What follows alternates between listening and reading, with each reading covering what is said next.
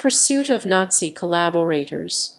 The pursuit of Nazi collaborators refers to the post-World War Roman II pursuit and apprehension of individuals who were not citizens of the Third Reich at the outbreak of World War Roman II but collaborated with the Nazi regime during the war. Hence, this article does not cover former members of the NSDAP and their fates after the war. Background. There were a number of motives for the apprehension of suspected collaborators. The main motives were revenge for those murdered, especially those murdered on ethnic grounds in the Holocaust, principally among Jews, Poles, and Russians, a desire after the war to see those responsible face justice and be categorized as criminals by a court of law. See Nuremberg trials, a means of ensuring that criminal acts done were brought to light and placed on the official record with evidence so that they could never be disproven, some of the acts being so unthinkable that denial was plausible. Widespread means of pursuit. The pursuit took many forms, both individual and organized. Several organizations and individuals, famous Nazi hunters, pursued ex-Nazis or Nazi collaborators who allegedly engaged in war crimes or crimes against humanity. The pursuit took varied forms, such as individuals who reported they saw someone who they recognized, who had now assumed a false identity, intent on slipping back into civilian life undetected. Specific individuals were named and sought by groups or governments for their crimes during the war. Others were subject to after-war spontaneous retaliation committed by populations within occupied countries, which in some areas led to witch hunts for those suspected of having been collaborators, where vigilantism and summary justice were common. After a first period of spontaneous pursuit, provisional governments took the matter into their own hands and brought suspected criminals to court. The Nuremberg Trial in Germany judged only the highest German Nazi authorities, and each country prosecuted and sentenced their own collaborationists.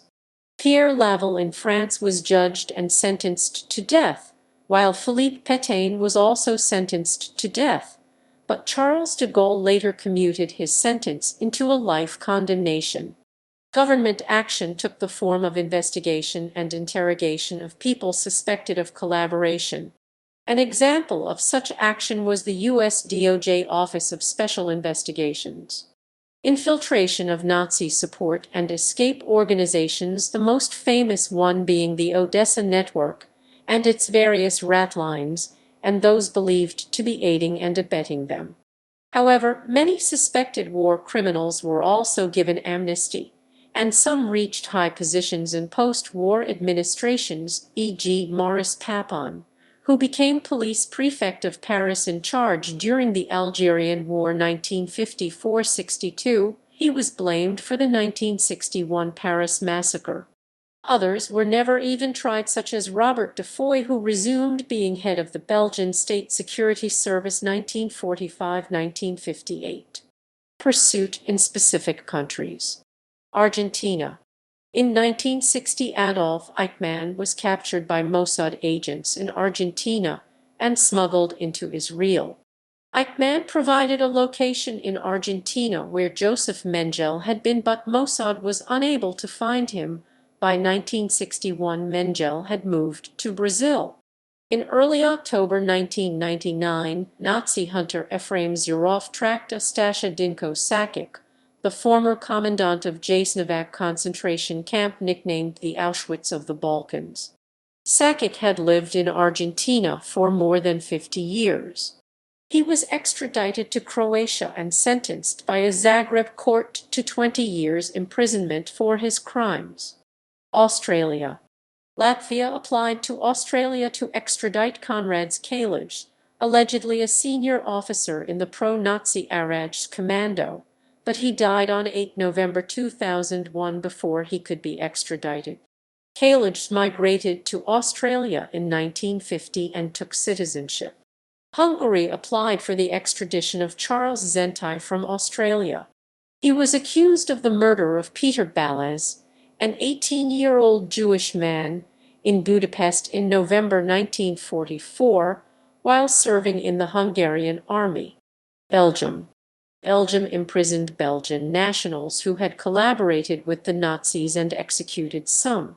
One Belgian to be sentenced to execution was Pierre Day. However, he was one of the first Nazi collaborators to escape Europe, and unusually by plane. He fled to Argentina with the help of Charles Lescat, also collaborator of G. Sui's Partout.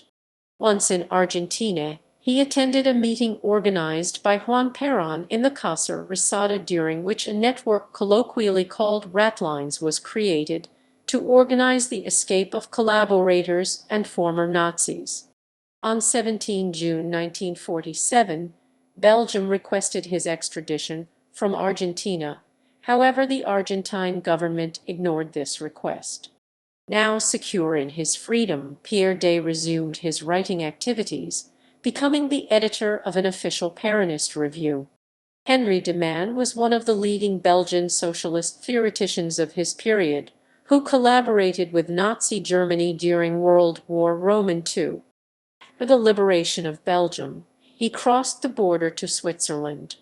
He was convicted in absentia of treason after the war. He died June 20, 1953, together with his wife, in a collision with a train in Merton, Switzerland. Albert Lykes fled to the Republic of Ireland in 1948 and became an Irish citizen in 1954. Czechoslovakia. Actions against Nazi collaborators in Czechoslovakia, real or alleged, had two significant forms: by judiciary or by mob action. Immediately after the liberation of Czechoslovakia by Soviet and American armies, in an atmosphere of chaos, wild chases began. Individual acts of revenge, mob violence, and simply criminal acts motivated by the possibility to rob or loot targets occurred. In some places were conducted by organized groups of self-styled partisans. In most places this stopped when the provisional Czech government and local authorities took power. Other forms included legal action undertaken by the state administration after the war until the regular Czech parliament was established. President Beneš ruled by issuing decrees, which were later ratified by parliament. By Decree 5/1945, property of untrustworthy persons was put under national administration. Untrustworthy were considered German and Hungarian nationals and people who were active in destruction of the Czechoslovak state and its democratic government, supported Nazi occupation by any means, or were members of organizations considered fascist or collaborator. By the same decree, property of people of German and Hungarian nationality who could prove they were anti-Nazi could be returned to them. By Decree 12/1945 SB. Farm property of German and Hungarian nationals or citizens was confiscated unless they could prove active resistance against Nazism. Property of traitors and enemies of the Republic was confiscated, regardless of nationality or citizenship. By Decree 16/1945 SB. Special tribunals were started. These people's courts had right to sentence to long-term imprisonment, life sentence, or death. Prosecutions varied from verbal support to those who had committed crimes against humanity. No prosecution was based on ethnicity. By 33/1945 SB. People of German and Hungarian nationality or ethnicity lost their Czechoslovakian citizenship. However, they had right to apply for renewal. Most problematic was the Law 115/1946 concerning resistance to the Nazi regime, which shifted limit of immunity to the year 1946, effectively amnestying all crimes, acts of individual revenge and atrocities against Germans and Hungarians long after the war. People who lost Czechoslovakian citizenship and failed to apply or did not get it were transferred to Germany, many through the transfer camp established at Terezin, near the Theresienstadt concentration camp. Estonia. In the Estonian war crimes trials of 1961 and 1962, several collaborators were sentenced for participation in the Estonian Holocaust. Many of the accused escaped punishment by escaping into exile or by suicide. The infamous Karl Linnes was finally deported by the United States and died in Leningrad while awaiting retrial. France. The liberation. France was briefly swept by a wave of executions of suspected collaborators. Women who were suspected of having romantic liaisons with Germans were publicly humiliated by having their heads shaved. Those who had engaged in the black market were also stigmatized as war profiteurs de guerre. However, the Provisional Government of the French Republic GPRF 1944-46 quickly re-established order and brought collaborators before the courts. Many of the convicted were later granted amnesty under the Fourth Republic 1946-1954, while some prominent civil servants, such as Maurice Papon, escaped prosecution altogether and succeeded in holding important positions even under Charles de Gaulle and the Fifth Republic 1958 and afterward. Three periods are identified by historians. The first phase epuration sauvage consisted of popular convictions, summary executions, and the shaving of women's heads. Estimates by police prefects made in 1948 and 1952 were that as many as 6,000 executions occurred before the liberation of France and 4,000 thereafter. The second phase, epuration légale legal purge, began on 26 and 27 June 1944 with Charles de Gaulle's ordinances on the judgment of collaborators by the Commission's depuration. The Commission sentenced approximately 120,000 persons.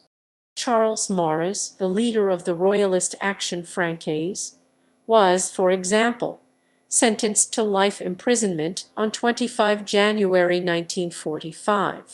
The third phase was more lenient towards collaborators. The trials of Philippe Petain and the writer Louis Ferdinand Céline are examples of actions taken during this phase. Between 1944 and 1951, official courts in France sentenced 6,763 people, death 3,910 in absentia for treason and other offenses, but only 791 executions were actually carried out. More common was national degradation, a loss of face and civil rights, which was meted out to 49,723 people. Philippe Petain, the former head of Vichy France, was charged with treason in July 1945. He was convicted and sentenced to death by firing squad, but Charles de Gaulle commuted the sentence to life imprisonment. Pierre Laval was, however, executed after his trial. Most convicts were given amnesty a few years later. In the police, collaborators soon resumed official responsibilities. For example, Maurice Papon, who would be convicted in the 1990s for his role in the Vichy collaborationist government, was in the position of giving orders for the Paris massacre of 1961 as the head of the Parisian police. The French members of the Waffen-SS Charlemagne division who survived the war were regarded as traitors. Some of the more prominent officers were executed, while the rank and file were given prison terms. Some of them were given the option of doing time in Indochina 1946-54 with the Foreign Legion instead of prison. Many war criminals were judged only in the 1980s, including Paul Touvier, Klaus Barbie, Maurice Papon, and his deputy Jean Leguy. The last two were both convicted for their roles in the July 1942 Raffle du Vel d'Hiv, or Vel d'Hiv roundup. Famous Nazi hunters Serge and Beat Klarsfeld spent decades trying to bring them to justice. A fair number of collaborationists joined the OAS terrorist movement during the Algerian War 1954-62. Jacques de Bournonville escaped to Quebec, then Brazil. Jacques Plancard de Sac became councillor of Salazar in Portugal. Reliable statistics of the death toll do not exist. At the low end, one estimate is that approximately 10,500 were executed before and after liberation. The courts of justice pronounced about 6,760 death sentences, 3,910 in absentia, and 2853 in the presence of the accused. Of these 2853, 73% were commuted by de Gaulle and 767 carried out. In addition, about 770 executions were ordered by the military tribunals. Thus, the total number of people executed before and after the liberation was approximately 10,500, including those killed in the Épuration Sauvage, notably including members and leaders of the militias. U.S. forces put the number of summary executions following liberation at 80,000. The French Minister of the Interior at the time, March 1945, reported that the number executed was 105,000. Greece. Greece was under the control of the Third Reich from 1941–1944. The liberation, the country followed a controversial period of denazification. Many collaborators, and especially former leaders of the Nazi-held puppet regime in Athens, were sentenced to death. General Georgios Salakoglu, the first collaborationist prime minister, was tried by the Greek Special Collaborators Court in 1945 and sentenced to death. The second collaborationist leader, Konstantinos Lavithetopoulos, who had fled to Germany after the Wehrmacht's withdrawal, was caught by the U.S. military and was condemned to life imprisonment. In 1951, he was given parole and thus died outside prison. Ioannis Rallis, the third collaborationist prime minister, was tried on a treason charge. The court sentenced him to life imprisonment. However, several lower and middle figures that had collaborated with the Germans, especially members of the security battalions and the gendarmerie, were soon released and reinstated in their posts. In the developing Greek Civil War, their anti-communist credentials were more important than their collaboration. Indeed, in many cases the same people who had collaborated with the Germans and staffed the post-war security establishment persecuted leftist former resistance members. Furthermore, during 1945, a special court on collaborators in Ioannina condemned, in absentia, 1930 CHAM collaborators of the Axis to death decision No. 344/1945. The next year, the same court condemned an additional 179. However, the war crimes remained unpunished since the criminals had already fled abroad. Israel enacted the Nazis and Nazi collaborators punishment law on 1 August 1950. Between 1950 and 1961, in 1960 Adolf Eichmann was captured by Mossad agents in Argentina and smuggled into Israel. On 15 December 1961, Eichmann was sentenced to death and then executed on 1 June 1962. In 1988, John Demjanjuk was sentenced to death too, but the guilty verdict was later overturned by the Supreme Court on 29 July 1993. On 23 February 1965, Latvian aviator and Nazi collaborator Herbert Kukers was assassinated by the Mossad, the Israeli Foreign Intelligence Service, after being lured to Uruguay under the pretense of starting an aviation business. Norway. Vidkun Quisling, the wartime Norwegian minister-president, and, among others, National Samling leaders Albert Viljam Hagelin and Ragnar Skank, were convicted and executed by firing squad. A total of 45 people were sentenced to death and 37 were executed, 25 Norwegians and 12 Germans. Both at the time and later these sentences were the subject of some debate, Capital punishment in the criminal code had been abolished in 1904.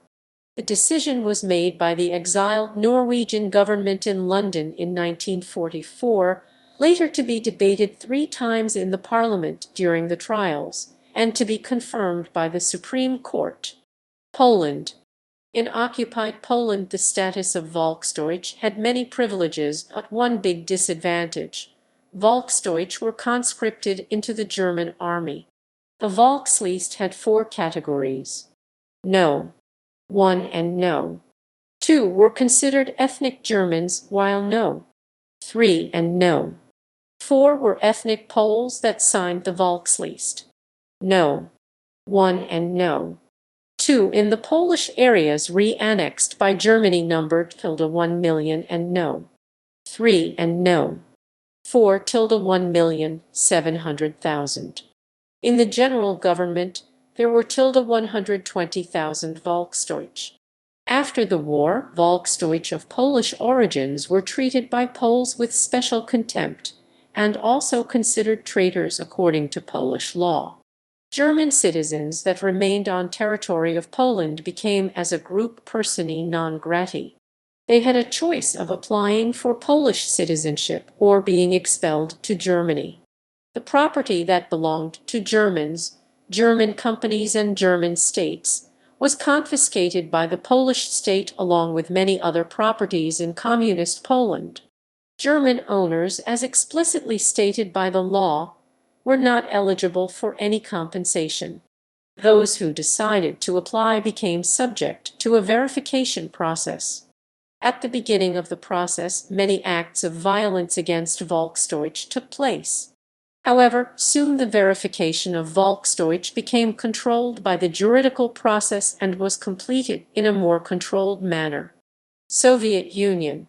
Russian and other Soviet members of the Russian Liberation Army and the Committee for the Liberation of the Peoples of Russia, such as Andrei Vlasov, were pursued.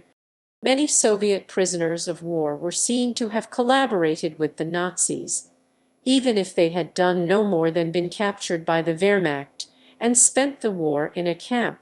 Many such unfortunate Soviet citizens were persecuted upon their repatriation to the Soviet Union. In general, after a short trial, if they were not executed, Nazi collaborators were imprisoned in Gulag forced labor camps. The Volga German Autonomous Soviet Socialist Republic was abolished and Volga Germans were banished from their settlements on the Volga River, with many being deported to Kazakhstan or Siberia. United Kingdom. At the end of the war, a number of individuals were tried by the British government for high treason. These included members of the Waffen-SS British Free Corps and William Joyce, better known as Lord Haw Haw. As agreed at the Yalta Conference, the British handed back many Soviet citizens to the Soviet authorities for trial. Some of these were collaborators who had served in the pro-Nazi Russian Liberation Army. A controversy would emerge several years later, because some of those handed over were White Russians and Cossacks who had never been Soviet citizens, and who were subsequently murdered by the Soviet authorities. Yugoslavs were handed over to Josip Broz Tito's forces, with many being imprisoned while some killed as a result.